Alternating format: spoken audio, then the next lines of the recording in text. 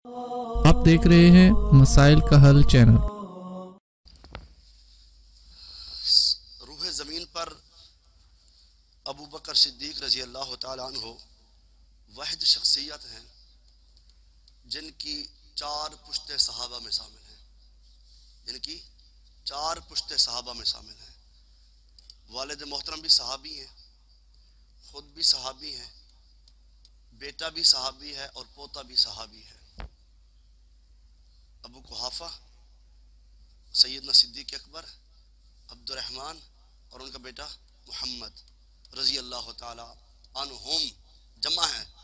4 सहाबा की पुश्ते हैं एक घर में, सैयदना सिद्दीक़ अकबर के घर में। और दूसरी तरफ से ये पोते की तरफ से, इधर नवासे की तरफ से भी 4 पुश्ते सहाबियात सहाबा में शामिल हैं। बाप भी सहाबी, खुद भी सहाबी, बेटी भी सहाबिया, बेटी का बेटा भी सहाबी। सुभान अल्लाह, कैसे अल्लाह ने निज़ाम बनाया है।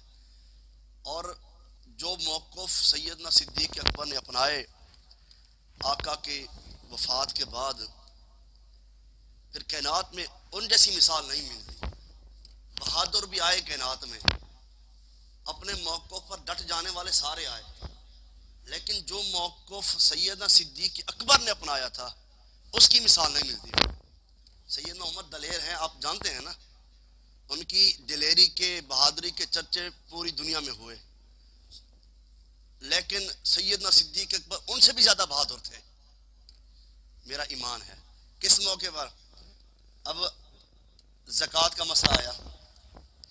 ज़कात के मौके पर सैयदना सिद्दीक़ अकबर कहते हैं रज़ी अल्लाह ताला अन्हु, जो लोग ज़कात नहीं देते मैं उनसे जंग करूँगा। जो लोग आका के दौर में बकरी के खुर भी देते थे ज़कात के अंदर, वो अब नहीं देंगे, मैं उनके साथ क्या करूँगा? जंग करूँगा। सैयदना उमर कहते हैं, खलीफातुर रसूल आप किस किस से लड़ेंगे, जंग किससे करेंगे? कहा जो भी हदीस की मुखालफत करेगा मैं उसके साथ जंग करूँगा। कहा खत्ताब के बेटे पहले तो आप बड़े बहादुर थे, अब आप कमज़ोर पड़ रहे हैं। हदीस के अल्फाज में सैयदना सिद्दीक़ अकबर ने बड़े सख्त अंदाज में गुफ्तगू की, तो फिर बहादुरी पर डट गए सैयदना सिद्दीक़ अकबर। ज़रात ज़ी वक़ार, अब हुजूर की वफ़ात है, वसाल हुई, सारे सहाबा गम में नढाल हैं। उम्मत को संभाला तो सैयदना सिद्दीक़ अकबर ने संभाला था। उम्मत को किसने संभाला? सैयदना सिद्दीक़। अब जैसे फ़ारूक आज़म जैसा शख्स गुस्से के अंदर आके तलवार निकाल लेता है, तो कहते हैं कि जिसने कहा आका इस दुनिया से चले गए मैं उसका सर भी उतार दूंगा।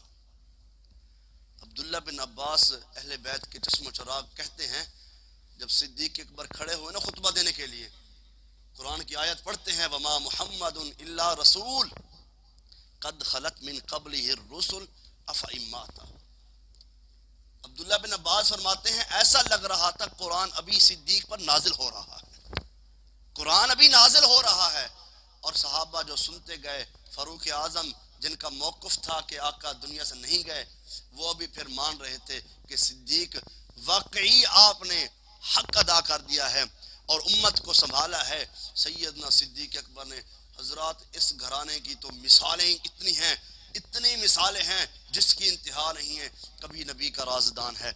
एक वक्त ऐसा आया, सैयदना फारूक आज़म रज़ी अल्लाह ताला अन्हु की बेटी बेवा हो गई। बेटी क्या हो गई? बेवा हो गई। अब उन दिनों सैयदना उस्मान की बीवी भी फौत हो चुकी थी। उनके पास सरगे जाते हैं, कहते हैं आप मेरी बेटी से निकाह कर लें। अगर कोई शख्स अपनी बेटी का निकाह के लिए किसी को कह दे तो कोई हर्ज नहीं है। यह सहाब की सुन्नत है, यह सहाब की सुन्नत है। हमारे यहाँ इसको बड़ा आर समझा जाता है, यार बेटी वाला हो गया, क्या हो गया बेटी वाला? फारूक आज़म से बढ़कर कोई हया वाला है? उससे बढ़कर किसी के अंदर कायनात में हया आया नहीं। आका फरमाते मैंने जन्नत में महल देखा, महल इतना खूबसूरत था, मेरा दिल चाहता था मैं अंदर देखूं खूबसूरती को। देखा तो एक औरत अंदर वुजू कर रही थी। पूछा आका ये किसका है? जवाब मिला कि ये आपके यार सैयदना फारूक आज़म का है। आका कहते हैं मैं फिर पीछे आ गया। बता रहे थे फारूक आज़म को, मैंने आपका महल देखा लेकिन मुझे आपका हया आ गया। आका हया करते थे फारूक आज़म से कि आपके हया इतना था, पर्दा इतना करते थे। वो फारूक आज़म چل کے جا رہے ہیں کس کے پاس؟ سیدنا عثمان ذی النورین کے پاس۔ سیدنا عثمان پریشان تھے، کہتے ہیں میں نے ابھی نکاح نہیں کرنا، خاموش ہو کے چلے گئے۔ پھر یار صدیق اکبر کے پاس گئے، انہوں نے بھی جواب دیا کہ میں نے نکاح نہیں کرنا۔ اب بات تھوڑا سا غور سے سنیے گا، اب سیدنا فاروق اعظم نے عثمان غنی رضی اللہ عنہ کو بھی کہا، سیدنا صدیق اکبر کو بھی کہا، لیکن کہتے ہیں عثمان غنی رضی اللہ تعالیٰ عنہ نے انکار کیا، مجھے غصہ نہیں آیا۔ جب سیدنا صدیق اکبر نے انکار کیا نا، مجھے بڑی تکلیف ہوئی کہ یار نے یار کو انکار کر دیا ہے۔ اس لیے جس پر مان ہوتا ہے نا، پھر اس کی بات تکلیف بھی زیادہ دیتی ہے۔ وقت گزرتا گیا، کچھ ٹائم کے بعد آقا علیہ السلام نے نکاح کا پیغام بھیجا، کس کے پاس؟ سیدنا فاروق اعظم کے پاس، ان کی بیٹی سیدہ حفصہ بنت عمر رضی اللہ تعالیٰ عنہ کے پاس۔ جب نکاح ہو گیا، اب ملاقات ہو رہی ہے سیدنا صدیق اکبر کی اور سیدنا فاروق اعظم کی۔ کہتے ہیں یاد ناراض نہ ہو، بات یہ ہے کہ آقا نے ایک وقت کہا تھا کہ میں فاروق اعظم کی بیٹی سے نکاح کرنا چاہتا ہوں، آقا نے مجھے راز بتایا تھا۔ صدیق تو پھر رازدان ہے نا آقا کا، صدیق آقا کے راز کو کیسے فاش کر سکتا تھا؟ تو یہ نبی کا سارا جو صدیق کا گھرانہ ہے، حضور کا سارا دیوانہ ہے، نبی کا سارا دیوانہ ہے، اور صدیق کا سارا گھرانہ حضور کا رازدان ہے۔ ایک نہیں کئی مثالیں ایسی ہیں۔ اب اتنی آل ابو بکر کے اندر برکت اللہ نے ڈالی۔ بڑی اختصار کے ساتھ بتاتا چلوں، یہ جو آج کل آپ تیمم کرتے ہیں، یہ کس طرح سہولت ملی ہے؟ کبھی یہ بھی سوچا کریں یہ کن لوگوں کی وجہ سے ملی ہے؟ سردیوں کے موسم ہے نا، بیمار بندہ ہو تیمم کر کے وہ نماز پڑھ لے، اس کے لیے اتنے اس سے بڑی آسانی اور کیا ہو سکتی ہے؟ صحابہ واپسی کسی سفر پہ واپسی آئے، ایک جگہ پڑاؤ ڈالا، وہاں پر امی عائشہ صدیقہ مومنوں کی ماں رضی اللہ تعالیٰ عنہ، ان کا ہار گم ہو گیا۔ اس کو ڈھونڈتے ڈھونڈتے کافی ٹائم لگ گیا۔ اب پڑاؤ وہیں پہ ڈالا، کہتے صبح کی نماز پڑھ کے پھر روانہ ہوں گے۔ ہار نہیں ملا، کیونکہ آقا غیب نہیں جانتے تھے۔ آقا غیب جانتے ہوتے، ہار تو پتہ کہاں پڑا تھا؟ اونٹی کے نیچے ہار پڑا تھا۔ اللہ اکبر، اونٹی کے نیچے ہار پڑا ہے، علم نہیں ہے۔ جب اونٹنی کو اٹھایا گیا تو پھر ہار نیچے پڑا تھا۔ اب صبح کی نماز کا ٹائم ہو گیا، صحابہ وضو کرنے لگے، پانی ختم، پینے کے لیے پانی ختم، وضو کے لیے پانی ختم۔ اب صحابہ نے کچھ جذباتی بھی ہوتے ہیں انسان، اب نے کہا بھی دیکھیں صدیق اکبر، آپ کی بیٹی کی وجہ سے، حضور کی بیوی نہیں، آپ کی بیٹی کی وجہ سے، پانی کی وجہ سے آج ہمیں وضو کے لیے پانی نہیں مل رہا، ہم پریشان ہیں۔ سیدنا صدیق اکبر غصے سے آئے، ناراضگی، جیسے بیٹی انداز ہوتا ہے باپ اور بیٹی کا، مشفق بھی تھے۔ کیا کیا انہوں نے؟ غصے کا اظہار کیا۔ تو اللہ رب العزت نے یہ انداز دیکھا تو کائنات کے امام پر قرآن نازل کر دیا کہ اے نبی، آپ اپنی امت کو کہہ دیں کہ آج کے بعد اگر ان کو پانی نہ ملے تو تیمم سے، مٹی سے وضو کر کے نماز پڑھ لیا کریں۔ تو آج بیمار ہے بندہ، تکلیف میں ہے، تو یقیناً اس کو آل ابو بکر کے لیے دعا کرنی چاہیے، ان پر سلامتی کی دعائیں بھیجنی چاہیے، جن کی وجہ سے آج ہمیں آسانی ملی ہے۔ تو صحابہ کہہ رہے تھے اے آل ابو بکر، تم کتنے خوش نصیب ہو، رب نے تمہاری وجہ سے ہمارے اوپر کتنی برکتیں نازل فرما دی ہیں۔ یہ تو ایک ہے، کئی ایک میں گنوا سکتا ہوں، اتنا ٹائم نہیں ہے کہ جمعہ میں نے آج پڑھایا۔ ابھی آپ اگر مجھے آپ کہیں تو میں پورا گھنٹہ 2 گھنٹے مسلسل میں شان صدیق اکبر بیان کرتا رہوں گا، وقت ختم ہو جائے گا، شان ختم نہیں ہو سکتی، الفاظ ختم ہو جائیں گے میرے، لیکن ان کی شان ختم۔ سننے والے یقیناً یار غار کا جو ایمان ہے، پتہ ہے اس نے جو ایمان لایا، ساری دنیا نے پہلے حضور کی کیا کی؟ تحقیق کی، مخالفت تو سب نے کی، لیکن جس نے ایمان لایا نا، جو اس نے پہلے تحقیق کی ہے۔ اب بندہ کوئی چیز لینے جائے نا، پہلے تحقیق کرتا ہے، یار یہ چیز فائدہ مند ہے، یہ کھانے والے سے کہیں خراب تو نہیں ہے، یا کوئی بھی کسی کے ساتھ بندہ کاروبار کر رہا ہے پہلے چیک کرتا ہے اس کو۔ اللہ کی قسم، صدیق واحد شخصیت ہے جس نے سب سے پہلے تصدیق کی پھر تحقیق کی ہے۔ اس لیے اللہ نے بھی آسمان سے لقب جاری کر دیا کہ آج کے بعد روح زمین پر ابو بکر کو صدیق کہا جائے گا۔ یہ ہے اصل مقام جو اللہ نے آپ کو عطا کیا۔ اکثر میں کہتا رہتا ہوں کہ عمر، عثمان، علی سبھی لاجواب ہیں، عمر، عثمان، علی سبھی لاجواب ہیں، مگر عقیدتوں کے باب میں صدیق لاجواب ہے۔ جب عقیدے کی باری آتی ہے، جب خرچ کی باری آتی ہے، جب وفاداری کی بات آتی ہے، جب صلہ رحمی کی بات آتی ہے، سیدنا صدیق اکبر سے بڑھ کر صلہ رحمی کرنے والا کوئی ہے ہی نہیں۔ ان سے زیادہ مسجد نبوی کے لیے سب سے پہلے خرچ کس نے کیا ہے؟ سیدنا صدیق اکبر نے کیا۔ سب سے پہلے 40,000 درہم آقا کی جھولی میں ڈالنے والا سیدنا صدیق اکبر ہے۔ اس کے پیسے سے سب سے پہلے مسجد نبوی بنائی گئی۔ تو کیسا مقام ہوگا، کل جنت کے وہ مالک ہوں گے۔ اللہ نے کتنا ان لوگوں کو پروٹوکول دیا ہے۔ حضرات، سیدنا صدیق اکبر کی شان میں آج 22 جمادی الثانی ہے، آج 22 جمادی الثانی ہے، ان کی وفات کا دن ہے۔ آج ہم ان کو خراج تحسین پیش کرتے ہیں۔ اللہ جہاں سیدنا صدیق اکبر لیٹے ہیں ان پر کروڑوں رحمتیں نازل فرمائے۔ یہ دعا کیا کرو ان کے لیے جن کی بدولت امام وقی بہت بڑے امام گزرے کہتے ہیں اگر صدیق نہ ہوتے تو اسلام باقی نہ رہتا۔ صدیق اسلام کا دروازہ ہے۔ دیکھیں صدیق کی سخاوت کی بات آئی ہے تو ایک بات یہ بھی کرتا چلوں، انشاءاللہ اسی ہی مہینے کے اندر میں نے پہلے بھی آپ لوگوں کو بتایا ہے کہ مسجد کی تعمیر شروع کر رہے ہیں، مسجد کی تعمیر شروع کر رہے ہیں۔ اور جس نے نبی علیہ الصلوۃ نے فرمایا من بنا للہ مسجدا بنا اللہ لہ بیتا فی الجنہ، جس بندے نے دنیا کے اندر اللہ کا گھر بنایا اللہ جنت کے اندر اس بندے کا گھر بنائیں گے۔ یہ ایمان ہے ہمارا۔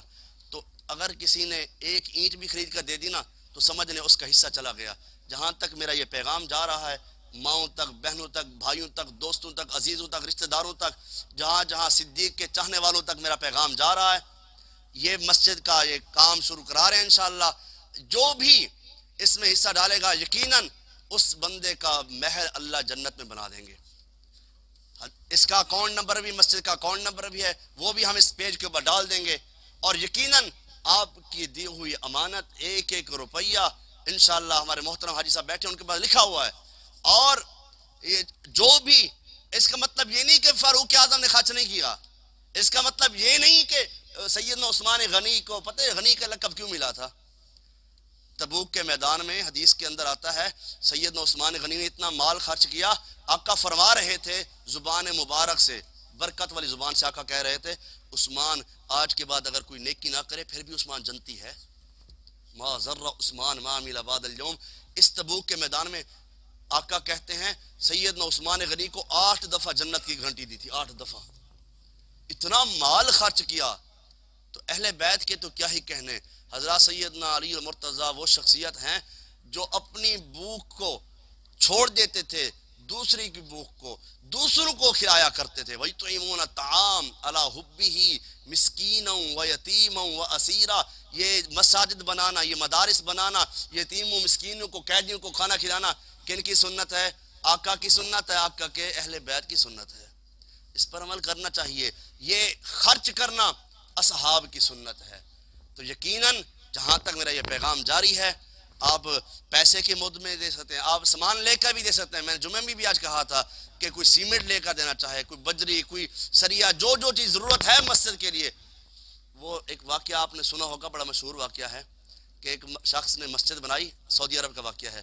تو اس نے مسجد بنانے کے بعد مسجد بھی بنا رہا تھا، تو اس نے کہا کہ میں اکیلا ہی مسجد بناؤں گا تاکہ جنت میں میرا اکیلا ہی محل بن جائے، میرا اکیلا محل بن جائے۔ خواہش ہوتی ہے ہر انسان کی۔ اب ہوا یوں، ایک دن مسجد کے لیے ایک بیلچہ وغیرہ ضرورت تھا جو وہ کام والوں کو نہیں مل رہا تھا، تو انہوں نے ساتھ والے ہمسائے سے بیلچہ لیا۔ تو اس کا مطلب یہ ہے کہ جو ہمسائے ہیں وہ مسجد کا خیال بھی رکھا کریں۔ صرف مسجد کے ساتھ گھر بن جائے بہت بڑا ایک اللہ کا احسان ہے، تو پھر مسجد کے معاملات بھی ان کو دیکھنے چاہیے نا۔ ہمسائے کا حق ہے نا اللہ کے گھر کی خاص خیال رکھیں۔ اب وہ جب انہوں نے اس عورت سے بیلچہ وغیرہ لیا تو جو کام کرنا تھا وہ کر لیا۔ اب اس بندے جب وہ ایک دن اس کو خواب آیا، اسے جنت میں اللہ نے اس کا محل دکھا دیا۔ سبحان اللہ، اللہ نے جنت کا اس کو جو جنت میں محل بنایا تھا اس کو دکھا دیا۔ اس کے ساتھ ہی سامنے اور بھی اسی طرح کا محل تھا۔ بندہ بڑا بے چین ہوا، یار مسجد میں نے اکیلے بنائی ہے، میرے آمنے سامنے مقابلے میں محل بنا دیا، سارا پیسہ میں نے خرچ کیا ہے۔ جیسے انسان کی سوچ ہوتی ہے۔ کچھ اگلے دن پھر اس نے جا کر خبر لی، جو مزدور وہاں کام کر رہے تھے، پوچھا مستری سے یار یہ کیا مسئلہ ہے، ایسا کوئی ہے کہ مسجد کے اندر کسی اور نے پیسے دیے ہوں یا کوئی سامان دیا؟ انہوں نے کہا میں یاد نہیں ہے، لیکن ایک دن بیلچا وغیرہ ضرورت تھا تو ہم نے ساتھ والے ہمسائے عورت سے لیا تھا، تو اسی کی وجہ سے وہ کام ہمارا ہو گیا۔ پھر اس کو سمجھ آئی کہ اللہ نے، میں نے پوری مسجد بنائی، میرا بھی محل بنا دیا، اس نے ایک بیلچا خرچ کیا، اللہ نے اس کا محل بھی جنت کے اندر بنا دیا۔ ایک بیلچے والے اس کیا کہ ایک بندے نے اینٹ لگا دی مسجد کے لیے، تو اگر اخلاص ہے تو اللہ اس کا محل بھی جنت میں بنا دے گا۔ اس کے لیے مشکل ہے، اسے پیسے کی ضرورت ہے، فرشتے بھیج سکتا ہے نا۔ اور سلیمان علیہ السلام سے اللہ نے اپنا گھر نہیں بنوایا، وہ کس نے بنایا تھا؟ فرشتوں نے بنایا تھا، جنات نے بنایا تھا، پیسے نہیں لگے تھے وہاں پہ، وہ کرتے گئے کام، وہ کام کر کر کے تھکتے ہی نہیں تھے، سارا سارا دن کام کرتے رہتے تھے۔ اللہ فرشتے بھیج سکتا ہے، اللہ فرشتوں کے ذریعے مدد کر سکتا ہے، اس کی بندے کو موقع دے رہا ہے نیکی کا۔ تو اب اس نے اس عورت کو جا کر کہا بار بار کہ آپ جو ہے پیسے لے لیں اس بیلچے کے، لہٰذا آپ میرے ساتھ کمپرومائز کریں۔ انہوں نے کہا نہیں نہیں ایسا تو نہیں ہو سکتا۔ وہ ایک شیخ فرما رہے تھے کہ پاکستان کی عورت ہوتی تو وہ پھر کمپرومائز کر لیتی، لیکن اس عورت سعودی عرب کی تھی، نیکی کے لیے وہ کتنے لوگ آگے ہوتے ہیں۔ پاکستانیوں، پاکستان کی ماؤں بہنوں، سب تک میرا یہ پیغام ہے کہ اللہ کا گھر بن رہا ہے تو آپ اس میں بڑھ چڑھ کے حصہ لیں، اللہ آپ کا دیا ہوا مال قبول فرمائے۔ اور میں دعا گو ہوں جو بندہ بھی مسجد کے حوالے سے سب سے پہلے خرچ کرے گا، اللہ اس بندے کو سیدنا صدیق اکبر کا ساتھ نصیب فرمائے، اور جو دوسرے نمبر پہ آئے اللہ فاروق اعظم کا ساتھ نصیب فرمائے، جو تیسرے نمبر پہ آئے اللہ سیدنا عثمان غنی کا ساتھ نصیب فرمائے، جو چوتھے نمبر پہ آئے اللہ حیدر کرار ولیوں کے سردار سیدنا علی المرتضیٰ کا ساتھ نصیب فرمائے، اور جو پھر خرچ کرتا رہے اللہ اسے نبی کے گھر والوں دل والوں کو غلام بنا دے۔ اللہ سے دعا ہے اللہ عمل کی توفیق عطا فرمائے۔ وآخر دعوانا الحمدللہ رب العالمین۔